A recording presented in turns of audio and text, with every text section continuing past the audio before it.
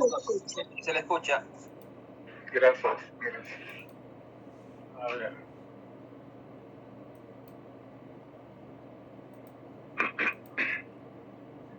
Vamos a compartir pantalla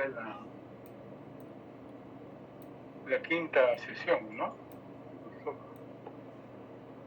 Sí, profesor. Señor profesor, buenas noches. Buenas noches. ¿Cómo están? ¿Ahora se ve? ¿Se ve la diapositiva? Sí, profesor. Ya, muchas gracias. Bueno, yo tenía acá la lista, la relación de los grupos, ¿no? Hay 6 grupos. Ya nos iremos conociendo más a profundidad. A cada uno de estos grupos se le va a asignar un documento distinto, por supuesto, ¿no? Para que las prácticas dirigidas van a compartir un solo documento todos para ir desarrollando puntualmente los temas que vamos a ver hoy. Las calificadas van a ser un documento distinto para cada grupo.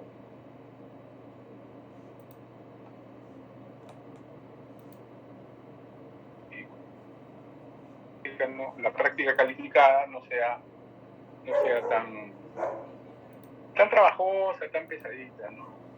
Para hacerlo lo más digerible posible.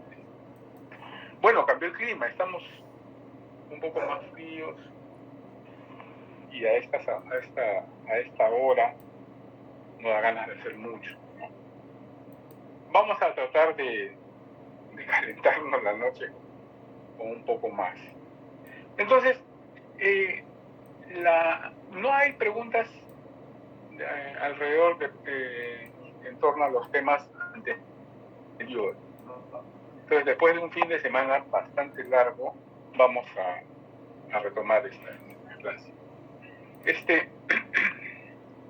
Hoy nos toca trabajar ya un poco más ingresando al mundo propiamente del documento, ¿no? de la materia. Corresponde ver el aspecto externo e interno del documento diplomático. ¿Cuáles son estas características internas y externas? Entonces,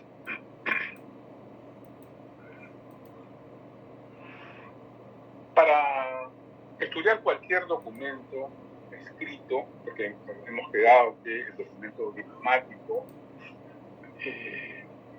jurídico, con un peso, tiene que ser un documento escrito, que materialice, que plasme en escritura un hecho jurídico, ¿cierto? Entonces, para estudiar cualquier documento de esta naturaleza, recalco lo escrito, ¿no? Es necesario analizar todos los elementos que pueden aportar información acerca de su veracidad. Es importante esto porque de su veracidad depende que ese documento tenga valor de prueba jurídica. Al tener valor jurídico, tiene derechos, posee derechos, o mejor dicho, otorga derechos y obligaciones a quien está dirigido el documento. Entonces, como son varios estados que van de la mano, ¿no? Si es escrito, hay que revisar por dentro las formas y el fondo del documento, porque solo así nosotros como diplomatistas vamos a poder emitir un juicio de valor acerca de si es verdad, si es auténtico o no el documento, si cubre todas las funciones que deben ser para que este documento pueda ser una herramienta de derecho.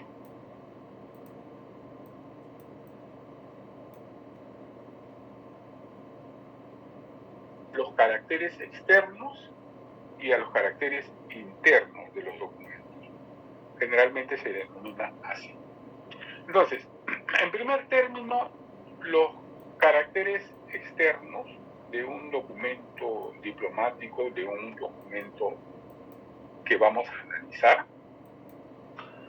son los que configuran la parte externa, como su nombre lo dice, ¿no?, de los documentos. Y son los siguientes. Todo documento diplomático debería tener en sus caracteres, en su aspecto externo, tiene estos detalles, estas características. Una materia escritoria, una materia donde se escribe, donde se objetiviza el documento. Entonces, los soportes de esta escritura pueden ser duros o blandos. Entre los primeros, los duros, pueden ser piedra, puede ser mármol, puede ser marfil, terracota, ¿no?, el barro cocido, incluso hasta vidrio.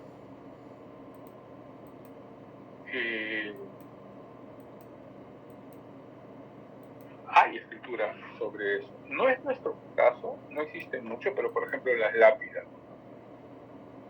Las lápidas, no solo las lápidas funerarias, sino también los monolitos conmemorativos, las placas de bronce que ornamentan el monumento a 2 de mayo, por ejemplo, ¿no? Entonces, esas tienen escritura que pueden ser sujetas del estudio del análisis diplomático, porque tienen patrones para ver su autenticidad o no.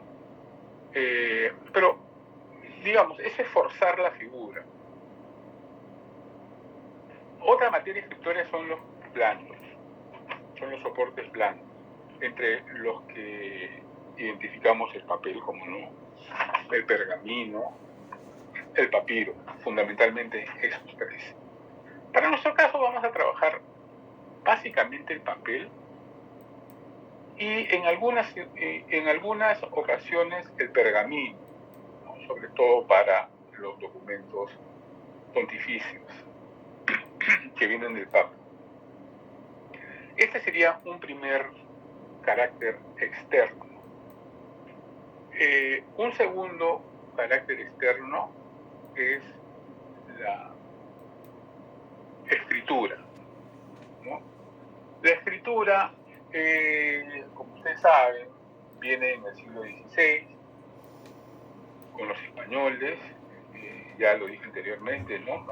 Aquí no existía un tipo de escritura determinada como lo conocemos hoy, porque pues, las sociedades van descubriendo herramientas culturales en la medida que responden retos y que son necesarias, ¿no?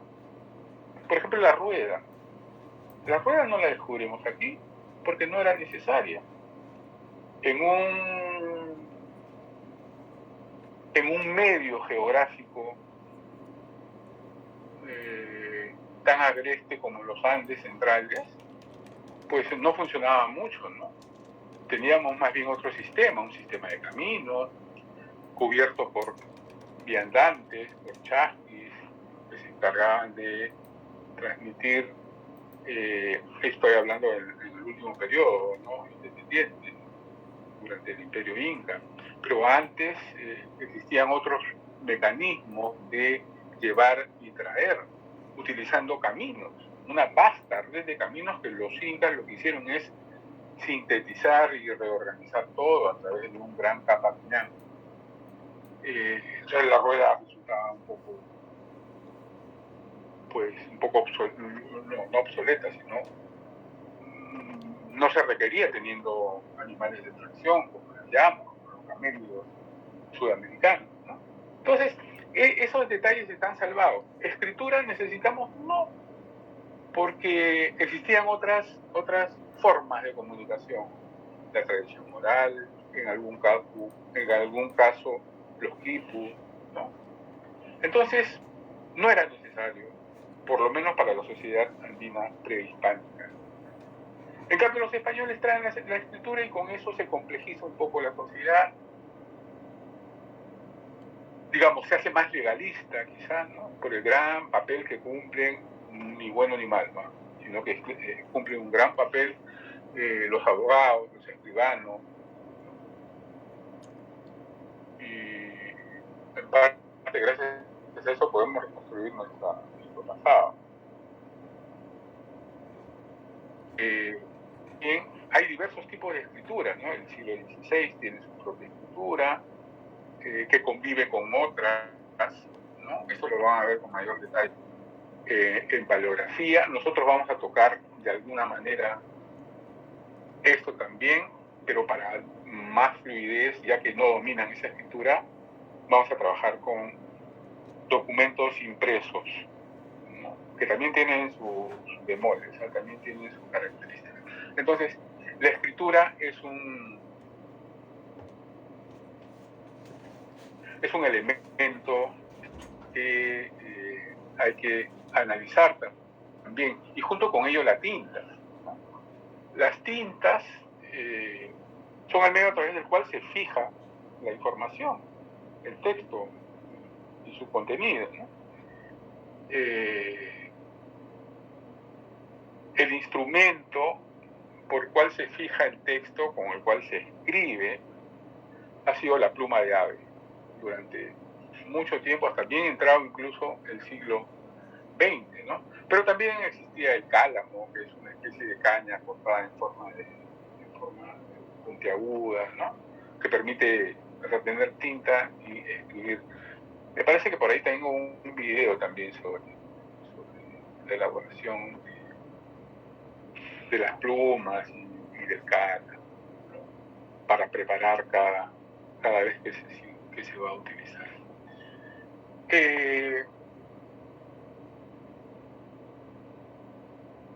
Tintas, ya está.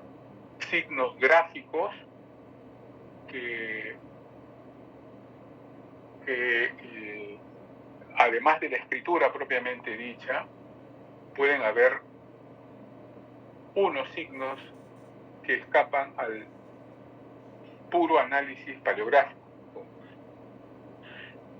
y que tienen además funciones administrativas. Estoy hablando de referencias, números de registro, anotaciones marginales, en algunos casos elementos decorativos, ¿no? Orlas alrededor de la página, del folio, logotipos, membretes. Entonces, también acompañando a las firmas existen rúbricas o signos de escribano, como ya lo mencionábamos y lo vimos en la anterior oportunidad. Los sellos, ¿no?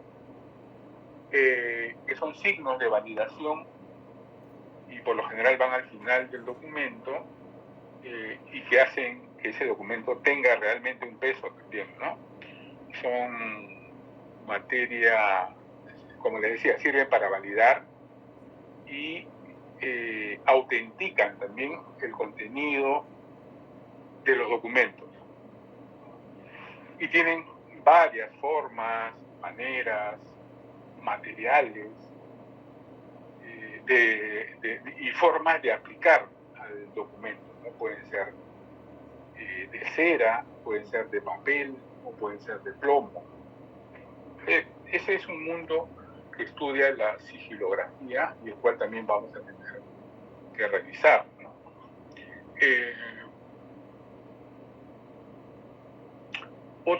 Otros elementos son notes al margen, ¿no? Que son como apostillas o abreviaturas, llamadas de atención, ¿no? Que se unen los márgenes del documento. Entonces, todos estos elementos van a complementar el mundo. Bueno, estos son los principales, ¿no? que van a completar el mundo de los caracteres externos del documento. Es como dice la diapositiva, es la apariencia externa, lo que uno ve a simple vista. No necesariamente van a aparecer todos, ni en ese orden. Puede haber solamente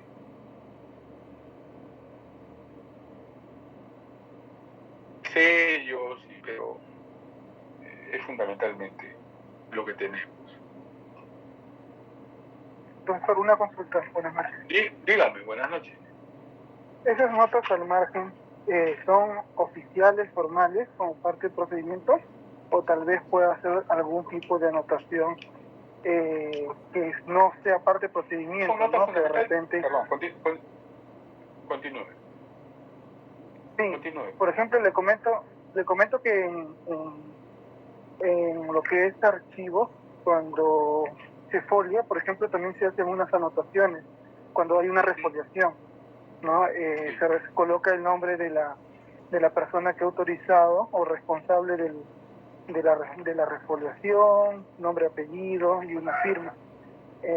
Al inicio, bueno, al final, y así como en ese caso pueden haber otros, ¿no? Entonces, quería consultar sobre eso.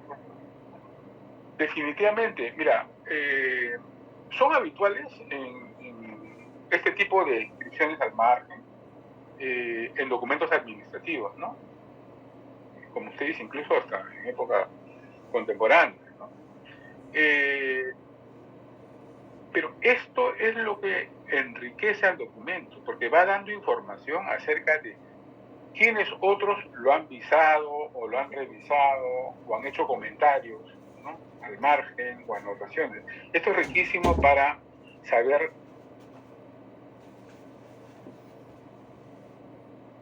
quiénes han intervenido en el perfeccionamiento del documento, incluso hasta el número de folios, ¿no? A veces uno encuentra doble foliación en los documentos antiguos, en los modernos quizá actualizando también, ¿no? Sí, efectivamente. De repente no, o mejor dicho, con frecuencia se encuentra que esas anotaciones son posteriores a la emisión del documento, ¿no? Sí, efectivamente. Muchas gracias por su acotación. ¿Alguna otra cosa más?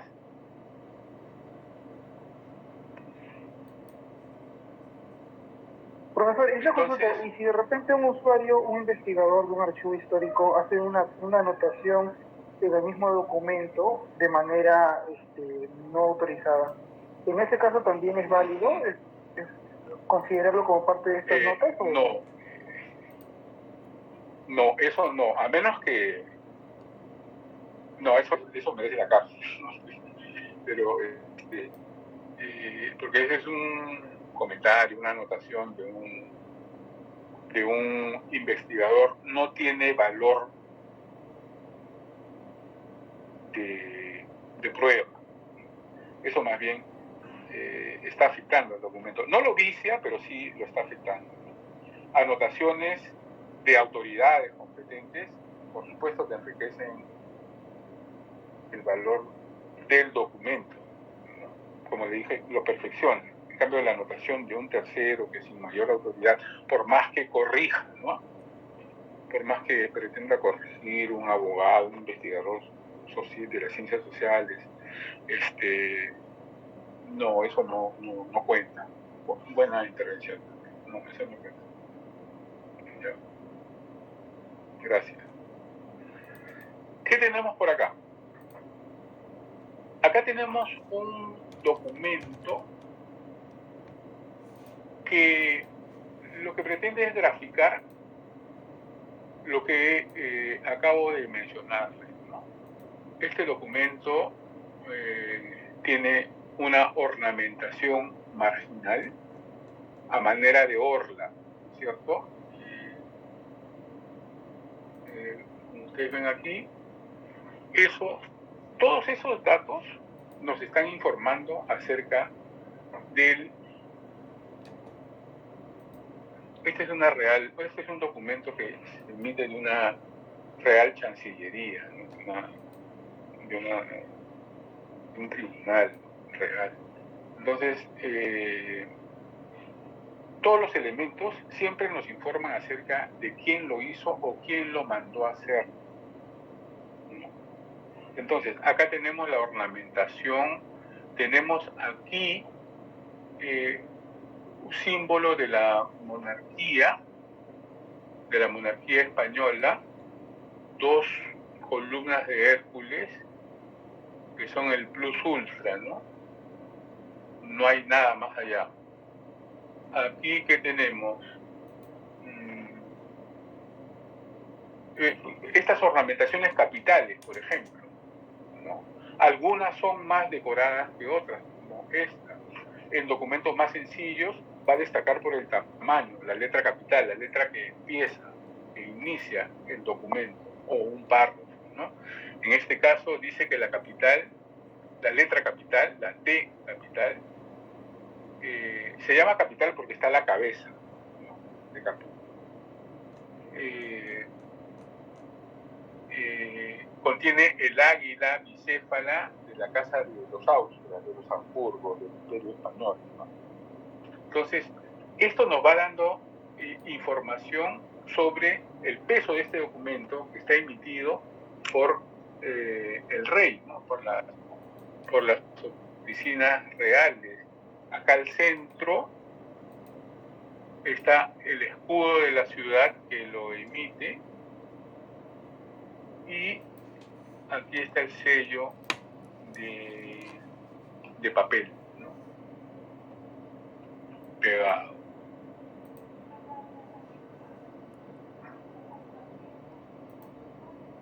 Entonces, esta es la apariencia externa, ¿no? Acá se puede apreciar tinta arroganta normalmente, varias centurias.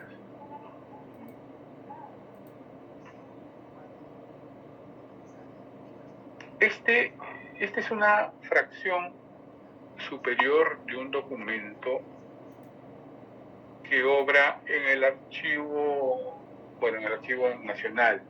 Este es un parte. La letra se puede leer, ¿no? Digamos, haciendo un esfuerzo se puede leer un poco. Este es un documento del año 24, de 1824. Es el parte que escribe Antonio José de Sucre a Bolívar informando sobre el final de los resultados de la batalla de Ayacucho. Entonces, vemos aquí claramente inscripciones al margen. No sé si ustedes pueden ver. Esta, por ejemplo, ¿no? Donde dice a quién va dirigido el Ejército Unido,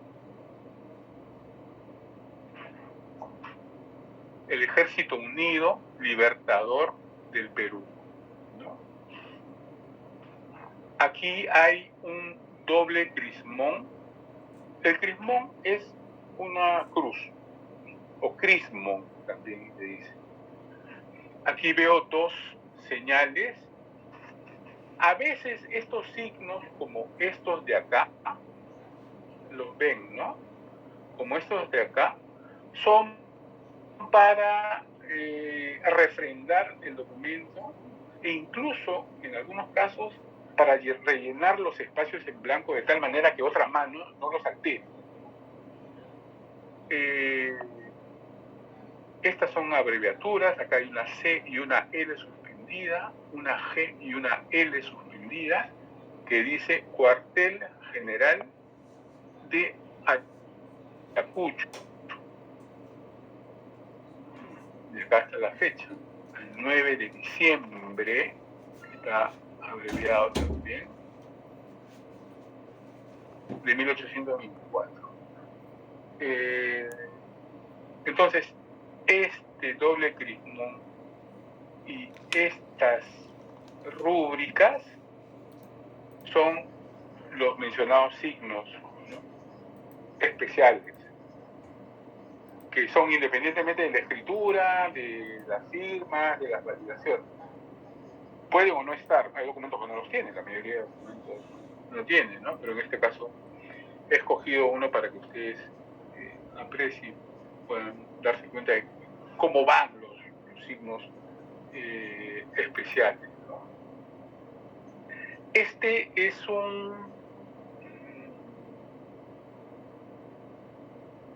no recuerdo bien qué documento es, pero es un documento privado, ¿no? De un documento de un señor que eleva al, dice acá, señor juez de derecho esta abreviatura.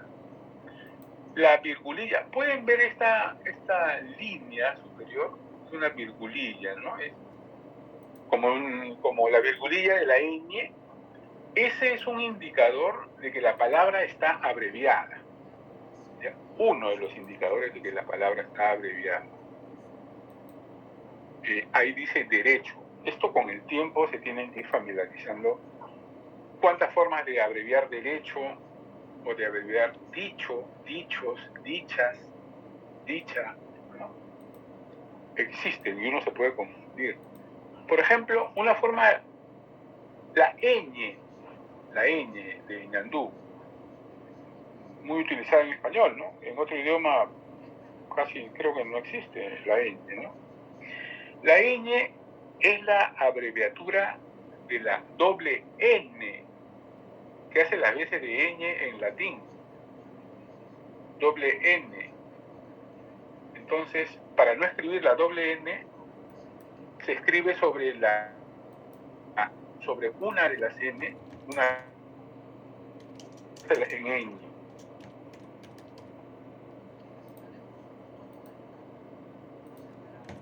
Entonces, tenemos estas abreviaturas por cualquier lado. Aquí también tenemos una rúbrica especial. No está acompañada de firma, ¿no? Porque una cosa es la firma y una cosa es la rúbrica, ¿no?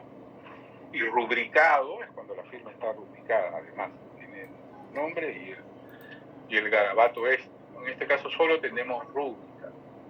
Aquí está el folio. Y acá tenemos una letra capital.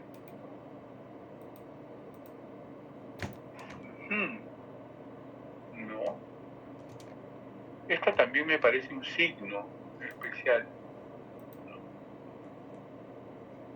Porque la letra capital es Don Manuel. Entonces tenemos otra.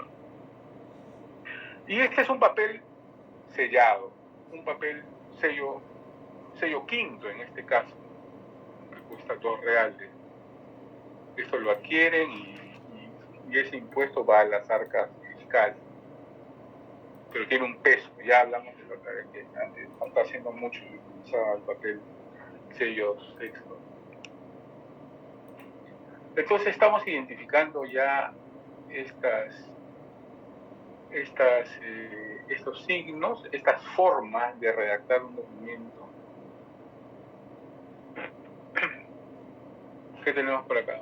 Bueno, este es el final de un documento donde el notario, luego de dar fe, dice, de que ese documento es copia fiel de otro,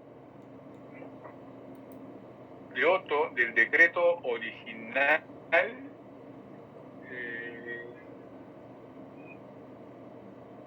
suso incerto. Entonces, el notario está dando fe que ese documento es copia fiel y con su firma y rúbrica y además los testigos, dice acá, ¿no?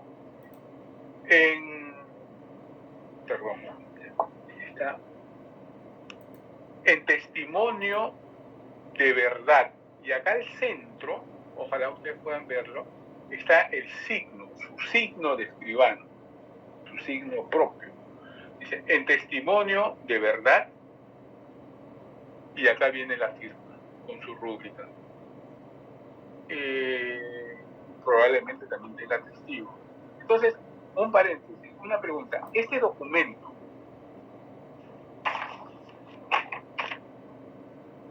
Grupo 3. ¿Este documento tiene valor? A este no, porque es la copia, ¿no? Pero, digamos, el documento al cual le sacamos fotocopia, ¿tiene valor diplomáticamente hablando? Bueno, si no se atreven. Profesor, disculpe, el grupo 3 está Stuart Aparicio y Jorge Sarmiento y Ana Paredes. ¿Ya? Sí, ¿no? Cualquiera de ellos. A ver, Sí. ya. Si ¿Puede este volver? no es con nota. Profesor, disculpe, Sí, ¿puede este volver a documento- repetir la pregunta? Sí, ahí voy. No se asusten, si no, vamos a ver cómo está. Este documento tiene valor, porque hemos dicho en su momento que hay original, un segundo original, hay copias, hay testimonio, ¿no? Entonces, la copia simple no tiene valor porque es simplemente un traslado, copiar el documento escrito. Pero hay copias que sí tienen valor. En este caso, esta copia tiene valor. O sea, un juez puede decir, a ver, en ausencia del documento original, este documento tiene valor y el juez podría emitir un dictamen a partir, o sea, utilizando ese documento como herramienta, como el perito dice, sí señor, miren, acá hay un documento. Dígame. En este caso, escuché que mencionó que esto estaba firmado por un escribano, ¿no? O en todo caso hacía un registro dentro de eso dando fe. ¿O me equivoco? Aquí está. Ya. Acá está la firma. En ese sentido, sí tendría un valor, en mi opinión. Si bien es cierto, no es el original, ¿no? Pero el escribano, en esa época sobre todo, tenía una responsabilidad y tenía una función, ¿no? Y la autoridad como para poder hacer este tipo de registros, ¿no? En ese sentido, y lo otro de repente, para poder reforzar la autenticidad del documento, sería más bien hacer una compulsa con otro registro del mismo escribano, si es que se puede, ¿no? Para darle un valor mucho más, como para poder definir la autenticidad, ¿no? Me parece que podríamos con eso cerrar, ¿no? Sobre el tema de la autenticidad de este documento. Claro, sí. En principio, la primera parte de su respuesta es de acuerdo, porque el escribano que firma está dando fe, ¿no? De que él vio el original, ¿no? Y en vista del original lo ha transcrito, pero afirma que es copia, y su firma y su signo de escribano son testimonios, ¿no? Porque si le está engañando se va a la cárcel. Y en segundo término, exacto, los peritos se encargan de autenticar si esa firma corresponde a ese notario, ¿no? En los registros, en los archivos hay relación de notarios por siglos, ¿no?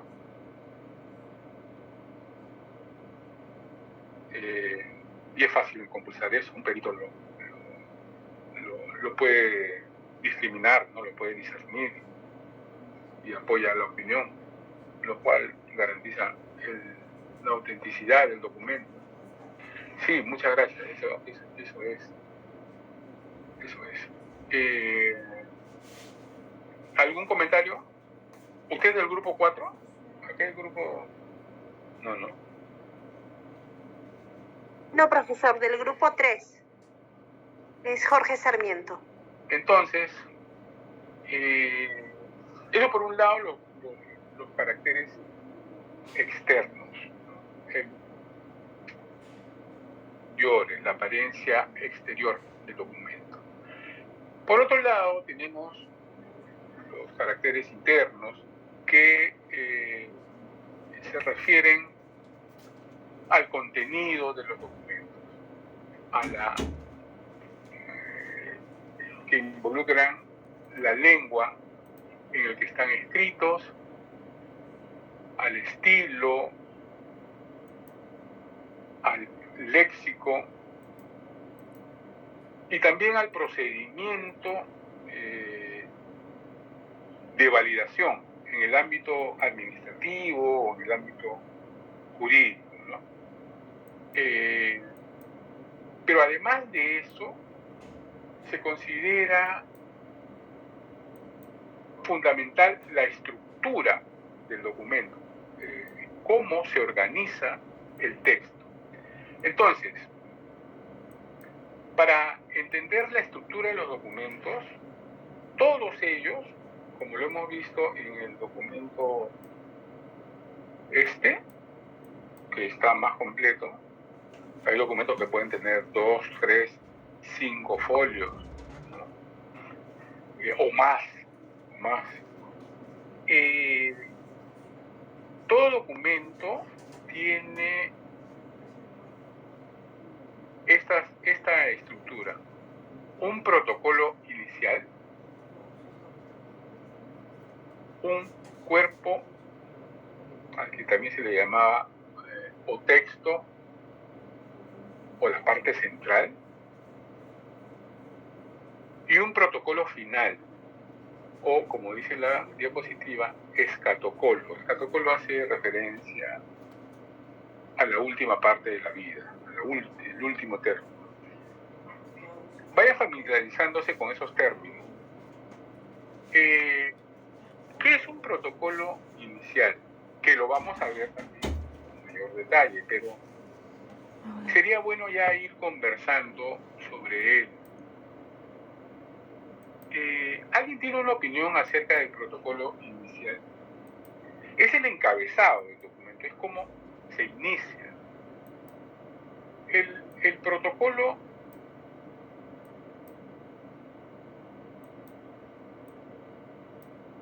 realmente como con una invocación.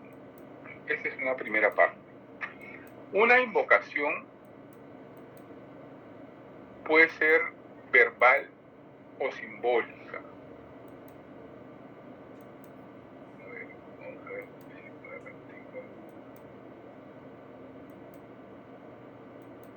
Pueden ver este documento, pero lamentablemente ya lo vamos a ver en el siguiente.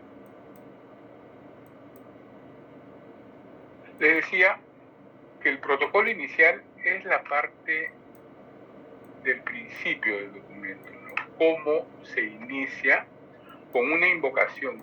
Siempre los documentos solemnes van a iniciarse con una cruz o crismón, como les enseñé aquí, pero solamente con una cruz, ¿no? La cruz puede ser bien elaborada o simplemente dos trazos que se juntan en el centro. Esto sí es simbólica. Y si es verbal, siempre inicia encomendándose a Dios, a la Virgen, a nuestro Señor Jesucristo, o a santos de su devoción, ¿no?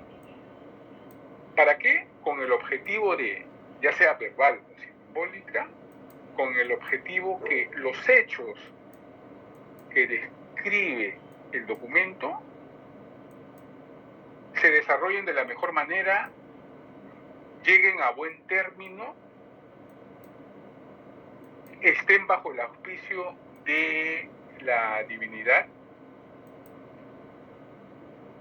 y en suma, que ambas partes salgan beneficiadas o favorecidas, ¿no? Es como un buen deseo, ¿ya?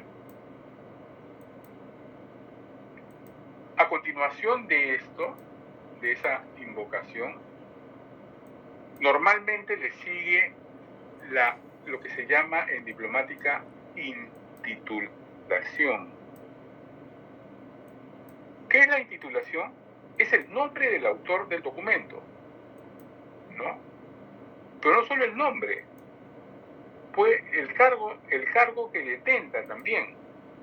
Por ejemplo, una real cédula dice yo, Felipe, digamos, Felipe II, pero él dice Felipe nomás. Entonces tú tienes que saber que Felipe gobernaba España en el año que indica el documento, ¿no? Entonces yo, Felipe, por la gracia de Dios, rey de las Españas, de las dos Sicilias, del Algarve, duque de tal, conde de Barcelona, talalita de tal, menciona todos sus títulos. En el caso de un presidente, por cuanto yo, Fernando Belaúnde Terry, presidente tal, esa es una intitulación, es el nombre del autor del documento, ¿no? La dirección, a continuación viene, es el nombre del destinatario del documento, a quién va dirigido. Puede ser dirigido a una población, a un individuo, a una ciudad, a una arquidiócesis, ¿no? La dirección puede ser varia, pero siempre mencionan el nombre. Luego puede ir un saludo, que es una fórmula de cortesía, que solamente dicen, ¿no? Os saludo, o te saludo. Nada más, es breve. Ahora, no todos van a aparecer en un mismo documento.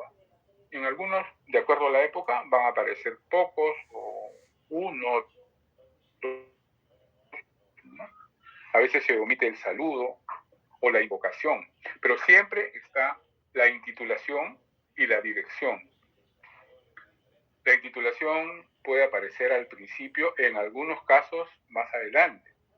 La dirección no necesariamente tiene que aparecer en el protocolo inicial, puede aparecer al final, pero normalmente esta es su ubicación.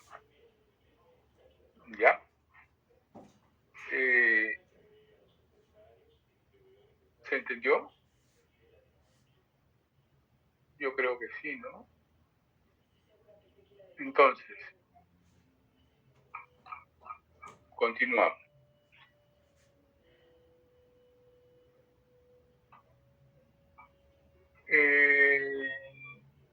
Cuerpo o texto, que es la parte central del documento.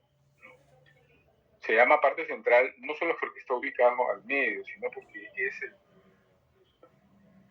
el espacio donde se plasma todo el hecho jurídico. Es la parte fundamental. No quiere decir que el protocolo final o el protocolo inicial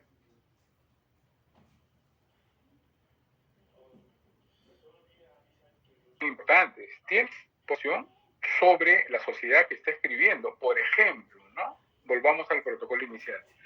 La invocación es un discurso que puede ser muy extenso en algunos casos, pero nos da luces sobre la formación del autor. Si es un devoto religioso, si no lo es tanto, si tiene tendencias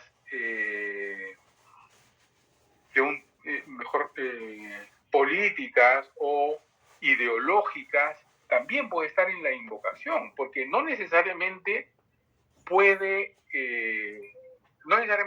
va a invocar la ayuda de Dios o de los santos, ¿no?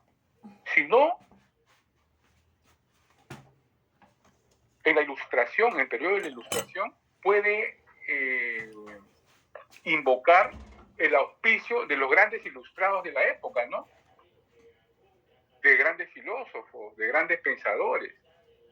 Entonces ahí nos va a dar información de, el que está escribiendo esto, sí es un hombre de la época, es un hombre de esa tendencia, es un hombre que tiene la religión en la cabeza o no, es un liberal, en fin. Es muy importante también para refrendar los datos que nos da la fecha o el hecho jurídico que han plasmado en escritura. Es importante. La intitulación también. Si se trata de una real cédula o de un documento pontificio, los papas siempre escriben, como parte de su intitulación, dice yo Francisco, ¿no? Siervo de los siervos, siempre dicen. O sea, es el más pequeño de los siervos del Señor. Cuando sabemos que no es el Papa, es la cabeza visible de la Iglesia. Pero es una fórmula que utilizan los sumos pontífices para demostrar su humildad, ¿no? Yo, Francisco, siervo de los siervos, ¿no? Y continúa. Pero si entonces encontramos un documento del Papa que diga yo, Francisco, no sé, yo, Francisco, príncipe de la Iglesia, y continúa su esto, nos hace dudar, ¿no? Porque si sabemos que el formato de las letras pontificias debe decir siervo de los siervos, y entonces algo está pasando, ¿no? Algo ya nos hace dudar un poco ese documento. O sea, hay formas que tienen que guardarse para que un documento tenga esa solemnidad, ¿no? Son los formularios, a que tanto hacemos alusión en estas clases.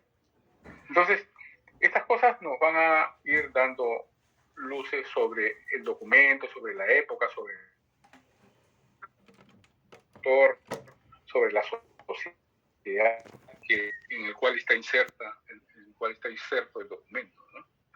Entonces, vamos a la parte central, donde está el meollo del asunto, ¿no? La parte central, para complicarnos un poco más las cosas, inicia con el preámbulo. El preámbulo se presenta solo en documentos solemnes. El preámbulo lo que hace es manifestar, el autor manifiesta su conocimiento sobre el tema, citando autoridades del pasado o contemporáneas, ¿no? Si se trata de una ley que favorece a una ciudad, pues va a mencionar los antecedentes de esta ley, quiénes más legislaron al respecto, y se puede remitir hasta Solón, hasta los griegos, ¿no? Haciendo un recuento. El preámbulo nos informa, por ejemplo, dada esta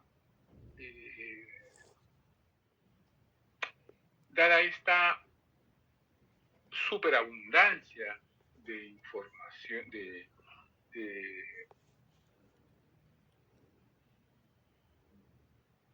vamos, se me fue la palabra, esta abundancia de pericia del autor, de conocimiento del autor, nos informa precisamente eso, ¿no? Sobre el autor, quién escribe, cuál es el conocimiento, cuál es la formación del autor. Entonces el preámbulo es importante. Hay realmente preámbulos que son documentos completos, que hace gala de la versatilidad y el conocimiento del autor de ese diploma. Porque cita aquí, cita allá, cita autoridades, cita leyes.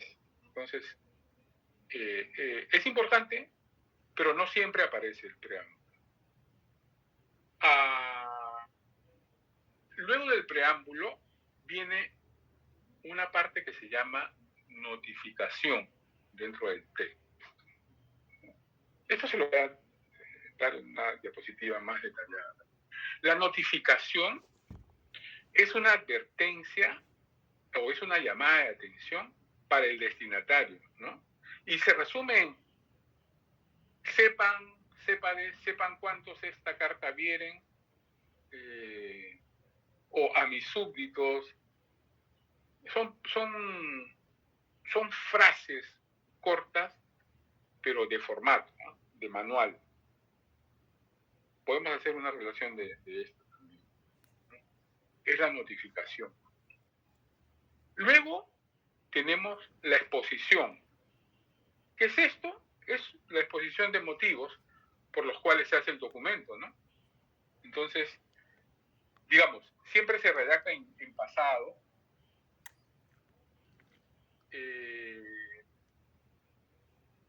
porque está aludiendo a la situación, a un marco, a una situación previa antes de la emisión de ese documento. Por eso se llama exposición de motivos, la exposición. Entonces, se reconoce por la palabra, por la frase por cuanto. En años anteriores se expidió una real cédula que decía que se le da privilegios a la ciudad de Pueblo Libre, por cuanto no se cumplió hasta el momento con esos privilegios otorgados en el año anterior. Entonces, así va mencionando cuál es el estado de la situación y por el cual se va a redactar este documento. En cuarto lugar, dentro del cuerpo o texto del documento, encontramos disposiciones, los dispositivos, que son el objetivo por el cual se expide ese documento. Es decir, es la acción jurídica que incluye el documento y que se identifica por un verbo, ¿no? o por una frase que dice si la exposición es por cuanto, la disposición se reconoce por se resuelve, ¿no? O en tanto, ¿no? Y a continuación vienen las disposiciones. Este apartado puede incluir también las características del objeto relacionado con el contrato jurídico, ¿no? Entonces, ahí ya se va describiendo lo que se va a actuar, lo que se va a ejercer a través de ese documento, lo que se resuelve, ¿cierto? Siempre a continuación de lo que se dispone, como su nombre lo indica, vienen una serie de cláusulas, que son cláusulas de sanción, pero en el sentido no de castigo, sino de establecer, de fijar, ¿ya? Entonces son cláusulas de sanción y de corroboración, que son un conjunto de fórmulas y cláusulas que sirven para garantizar de alguna manera el contenido jurídico del documento, ¿no? Entonces, donde van señalando que lo dicho anteriormente en la disposición tiene fuerza, tiene peso. Bueno, pueden ser cláusulas preceptivas, ¿no? Que mandan a hacer eso, cláusulas derogativas que van a abolir lo que se ha legislado anteriormente, ¿no? Porque puede mencionar, y por la real tal, ya queda sin efecto, porque estoy dando otra real cédula. Luego tenemos cláusulas prohibitivas que lo que hacen es prohibir cualquier otra ley que vaya en contra de esta que estoy dictando hoy.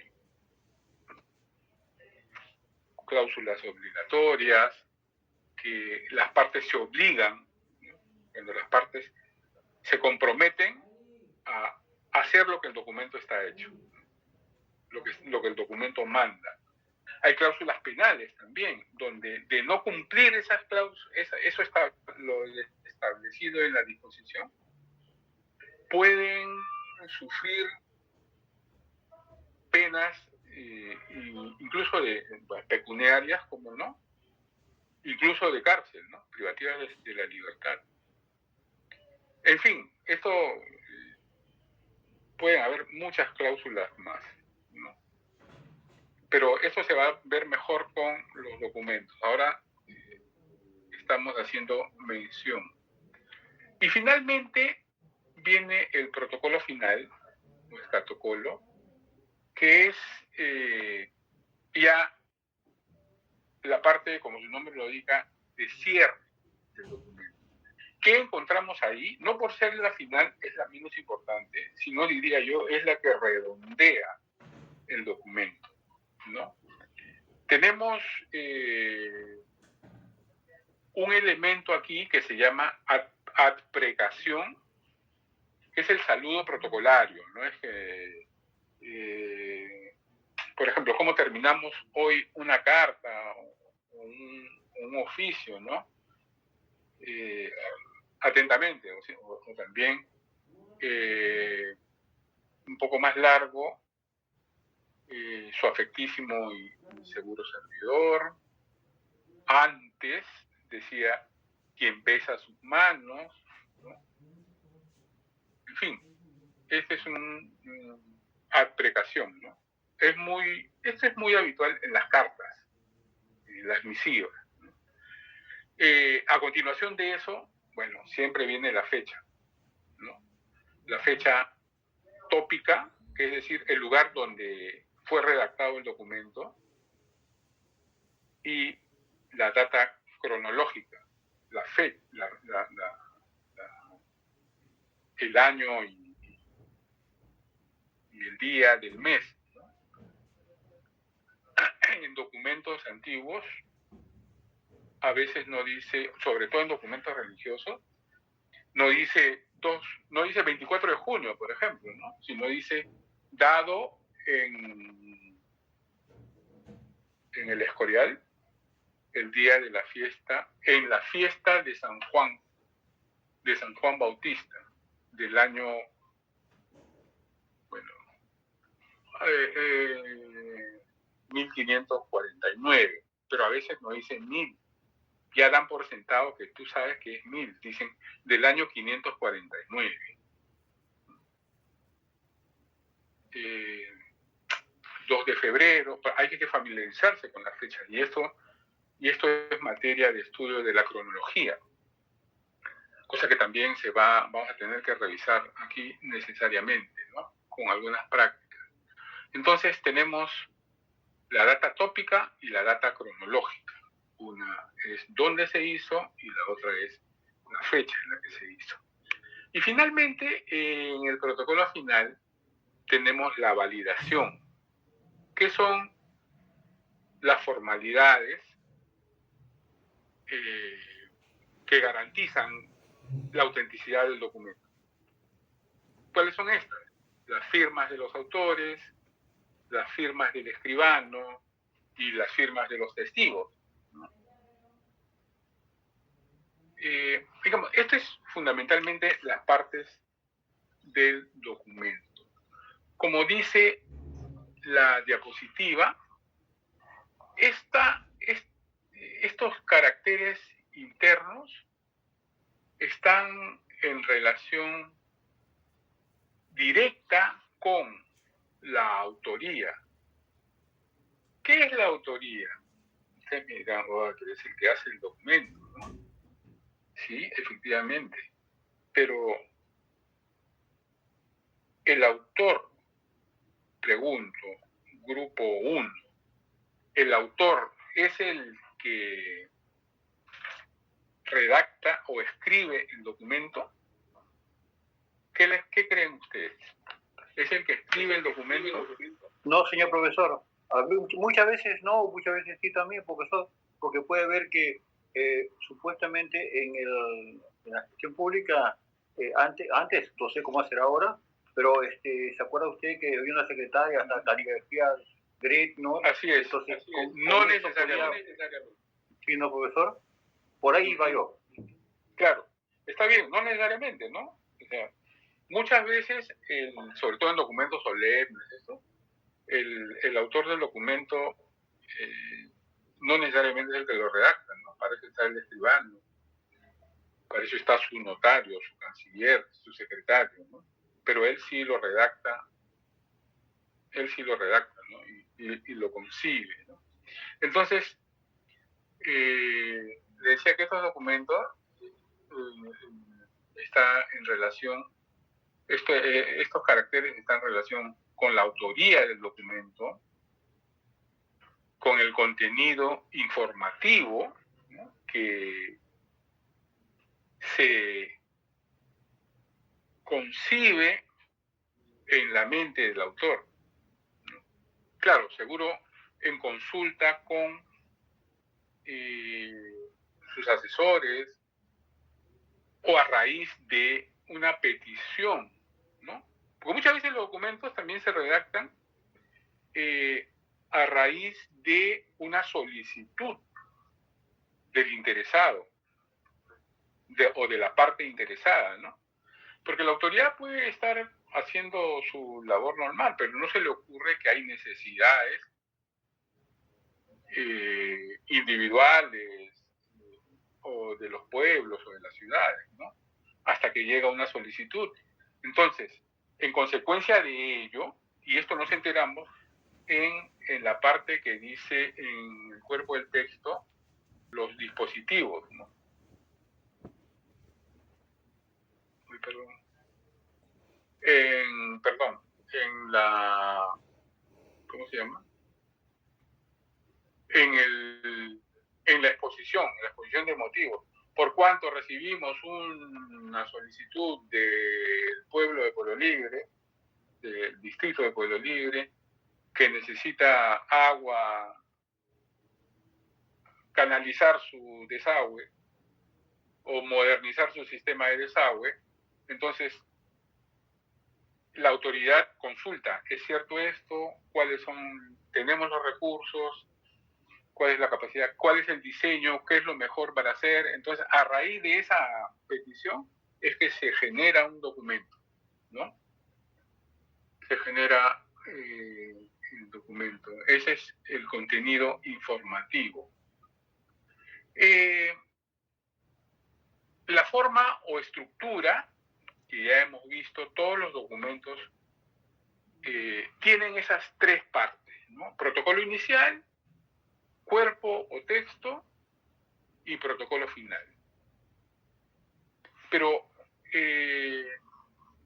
las subdivisiones que hemos estado revisando no van a aparecer todas necesariamente en un documento, ¿no? A veces van a ser muy escuetas.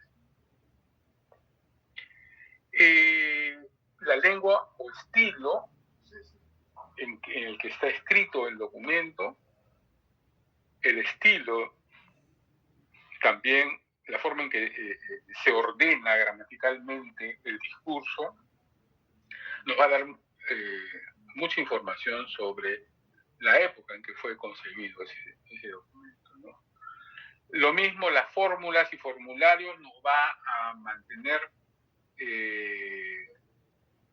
atento de acuerdo al tipo, a la tipología documental, vamos a saber si ese documento es auténtico, ¿no?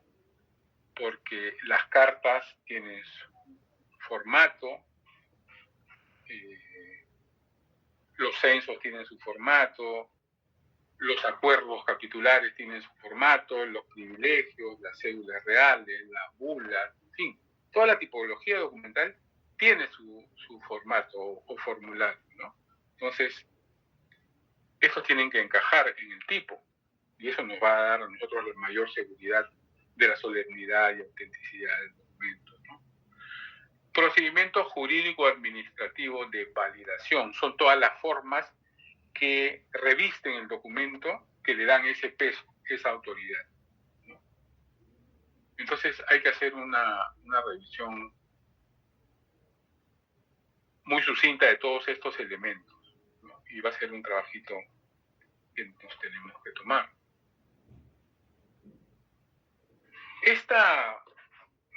Espero que puedan ver mejor este documento, no necesariamente las letras, ¿no? Ni lo que dice. Pero acá se ha tratado de indicar cuáles son las partes. Por ejemplo, en la primera parte, que es el protocolo inicial, encontramos aquí una invocación, ¿no? La invocación. Les pregunto, grupo 5, ¿qué tipo de invocación es esta? ¿Verbal o simbólica? Según lo que hemos visto. No es verbal, ¿no? Es simbólica, porque es una cruz, me parece, ¿no? El crismon. Es una cruz sin levantar el trazo. Esa es una invocación. Suficiente con eso para encomendar. Pregunté al grupo 5 y me respondí yo. Miren. Luego, por ejemplo, amiguísimo, tiene acá la data, ¿no? La data cronológica. No leo bien si tiene la data tópica, pero acá está la data. ¿Y no se supone que la data debería estar al final, terminando el documento? No necesariamente. Aquí aparece al principio. Entonces, hay que tener cuidado con eso, ¿no? Si yo les pregunto, desmenucen el documento en cuántas partes hay y denominen las partes, ustedes ya tienen que estar atentos que la data puede estar al principio, ¿no? No necesariamente al final. Y acá está el escatocolo. ¿Qué es el escatocolo? El protocolo inicial. ¿Cómo? El sello está acá. Normalmente el sello valida y está abajo o pendiente del documento, ¿no? A través de una soguilla.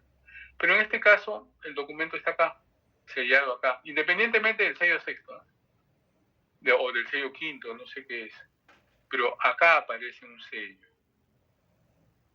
La intitulación está aquí, al principio. ¿Qué es la intitulación? Es el autor, ¿no? Por este lado tenemos el destinatario, a quién está dirigido, la notificación, que es un llamado de atención a quien va dirigido, está acá arriba. Identifica el cuerpo, como no, por aquí. Aquí está la exposición de motivos. Esta es la forma en que vamos a tener que hacer las prácticas, ¿no? Indicando dónde están los documentos, dónde están las partes del documento, haciendo un comentario marginal con diversos colores. ¿Sí? ¿Tienen alguna pregunta sobre esto? Profesor, sí. Consulta, sí, respecto a las dimensiones del documento, ¿cómo se fue formando? Es decir, según su PPT, yo diría que es un A4, pero dudo mucho que en ese tiempo digan claro, no hay dimensiones, ¿no? ¿Cómo se va formando? Se van formando por los dobleces del folio, de la hoja, ¿no? En cuartillas o infolio, en tamaño. Esto, cuando veamos el papel, cómo se hace y cómo se conforma, y cómo se forma el libro o el códice, vamos a ver también los tamaños con mayor detalle, ¿no? Disculpe, profesor. O sea, ¿perdón? En ese tiempo se hablaba de cuartillas, ¿no? Pliegos. Cuando el papel se dobla en 4 y se recorta, ¿no? Ahí tienes una cuartilla, un cuadernillo, ¿no? Una cuartilla puede formar cuadernillo, varios cuadernillos, un códice, o libro, ¿no? Pero cuando hablamos pergaminos, estos sí pueden ser más grandes. Pueden ser más grandes, de 50 por hasta de 50 por 60, incluso por 70, ¿no? Estamos hablando de bulas inmensas. Pero el papel de celulosa o papel de trapo, normalmente un poco más del tamaño oficio. Un poco más del tamaño oficio. No, es lo máximo que alcanza. Pero sí, oscila entre un actual A4 y un oficio. Ese es el tamaño que se va a trabajar. Ok, profesor, gracias. Entonces, aquí tenemos una... Está pequeñísimo, si agrando esto...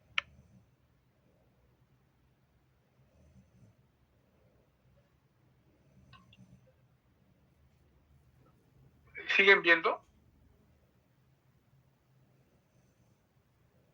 ¿Pueden ver el documento? Sí, profe, sí se ve. Sí, Ya. Perfecto. Ya, gracias, porque la otra vez no se veía.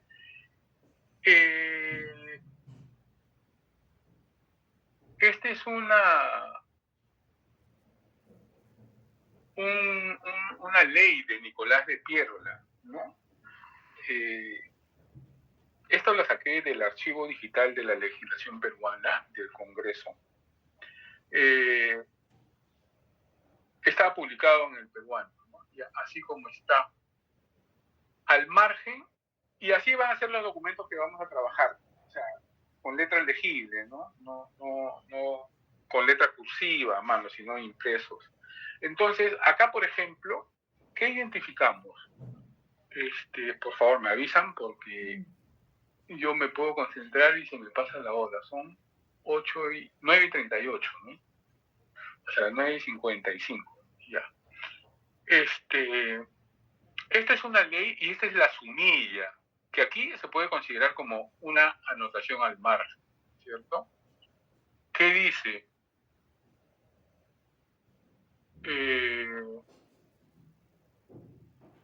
Dice,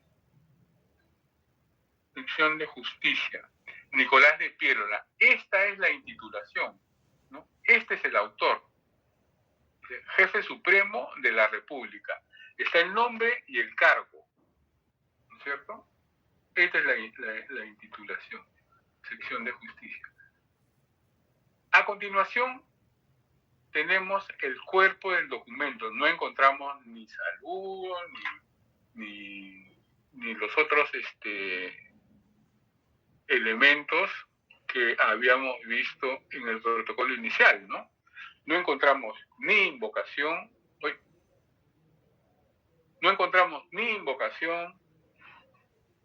ni dirección, ni saludo. De frente, la intitulación, es decir, el nombre y cargo del autor. A continuación, ya en la parte central, ya empieza en la parte central con, no hay preámbulo, no hay notificación, sino de frente nos pasamos a la exposición de motivos, ¿no es cierto? Porque dice, considerando, uno, que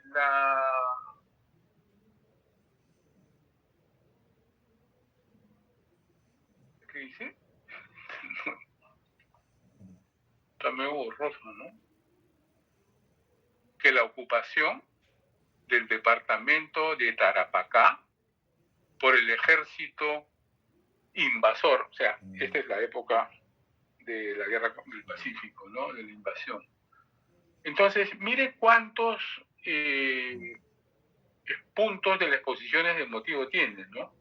1, 2, 3, 4, 5, 6, 7, ¿no?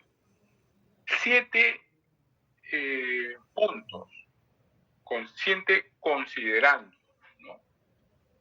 ¿Y qué encontramos después del séptimo considerando? decreto. O sea, Nicolás de Piérola dice, decreto, en vista de todo lo anterior, en vista del estado de la situación, decreto. Y este término, esta palabra, decreto, me introduce a la disposición, ¿no? A la disposición, que es el objeto por el cual se expide el documento. ¿Qué tenemos por aquí? 1.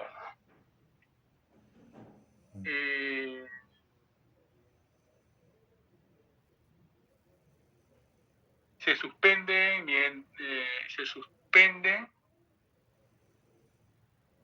muestras. Bueno, no puedo leer porque me está fallando la... Se suspenden muestras de la ocupación. Bueno, en fin, discúlpenme, pero de repente ustedes lo pueden leer mejor que yo, pero ahí ya está disponiendo, ¿no? Está disponiendo una serie de puntos, ¿no? Que las provincias, de los contratos, en fin, dispone varios puntos, como ustedes pueden apreciar acá. Cita artículos, y finalmente dice, finalmente en los artículos finales está hablando de las cláusulas de sanción y corroboración que le dan el peso al documento. Si bien la disposición establece el objetivo, estas otras cláusulas están reafirmando, ¿no? Por ejemplo, las disposiciones contenidas en el presente decreto no se refieren a la Compañía Salitrera del Perú en sus... No, bueno, estos siguen siendo disposiciones, ¿eh? Siguen siendo disposiciones. Finalmente, la validación lo da el secretario de Estado en el despacho de justicia o instrucción, queda encargado del cumplimiento de este decreto y de hacerlo publicar y ejecutar, dado en el Palacio de Gobierno, ya esta es la data tópica y la data cronológica, dado en el Palacio de Gobierno en Lima a 6 de febrero de 1880. Nicolás de Piérola y Panizo es su secretario referente, ¿no? Esto está publicado, claro, esto no tiene rúbrica, porque esto está publicado en el peruano, ¿no?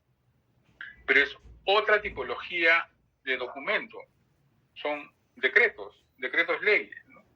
Y este es el formato que vamos a encontrar.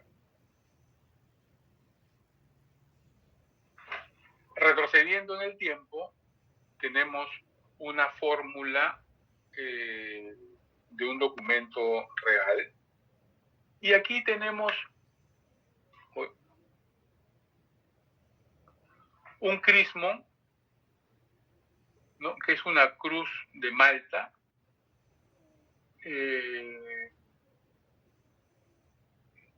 Esta es la fecha, ¿no? Puesta a mano. Año 1740 y algo. El rey, simplemente la intitulación, el rey, es el autor. Y a continuación no hay los otros elementos, sino de frente se manda a la exposición. ¿Por cuánto? Es fácilmente reconocer cuando viene una disposición por el término, por la frase, por cuánto, ¿no? Entonces, está aludiendo a un documento anterior, el rey.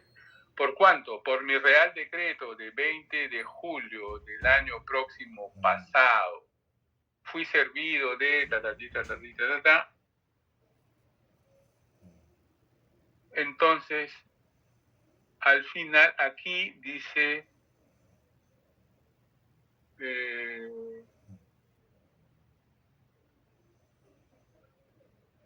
que igualmente se les concede no hubieran ocurrido a tomar posesión de sus prebendas, lo declarasen desde luego por vacante. Está sancionando una acción de unos curas, ¿no? Que dice, si no, o sea, que en un documento anterior el rey nombró curas prebendados en ciertas zonas. Y acá dice, parece que no han hecho caso de esto. Entonces, si no han tomado posesión de esos curatos, se declaran por vacante y a los que se les entregó eso, se les quita, capaz de asumir ese cargo y de obtener otras prebendas en adelante. Y termina diciendo, esa es su voluntad, ¿no? ¿Qué tal es su voluntad?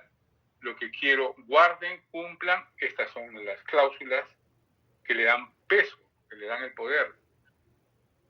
¿Cuál es mi voluntad? La que quiero que guarden, cumplan y ejecuten precisamente, dándome cuenta de lo que en este asunto se practicare, en todas las ocasiones que se ofrezcan. Y acá está, dado en Buena Muerte, que es un monasterio, y la fecha, ¿no? Entonces, este es un formato que solamente está llenado a puño en la data, ¿no? En el lugar y la fecha. Y yo, el rey, este es un sello, ¿no? Yo, el rey. Y acá está su rúbrica. Y Profesor, buenas noches. Disculpe, buenas noches. Faltan 8 minutos para que acabe la clase. Ya, muy amable, gracias. Y este es un refrendo de su secretario, ¿no? Por mandado del rey nuestro Señor, el nombre del secretario, ¿no? Estas son nuevamente signos especiales. Entonces, este es un formato que está impreso solamente para completar, ¿no? La fecha, la data tópica, la data cronológica y las firmas que van a validar. En fin, nos quedamos aquí. No sé si hay alguna pregunta. Si no lo hubiera, entonces... Profesor, ¿qué tal? Buenas noches. Una consulta. Nos había comentado que en algún momento realizaríamos una práctica o ejercicio. ¿Nos va a compartir este tipo de documentos para que nosotros reconozcamos las características? Definitivamente. Este PowerPoint no lo tienen todavía. ¿Hola? Profesor, no lo he revisado. Sí, porque normalmente Mónica me lo Pero pasa. lo reviso ahora. Está en internet. Ajá, ya. Sí. Está ahí. Si no, se lo mando a la señorita Paredes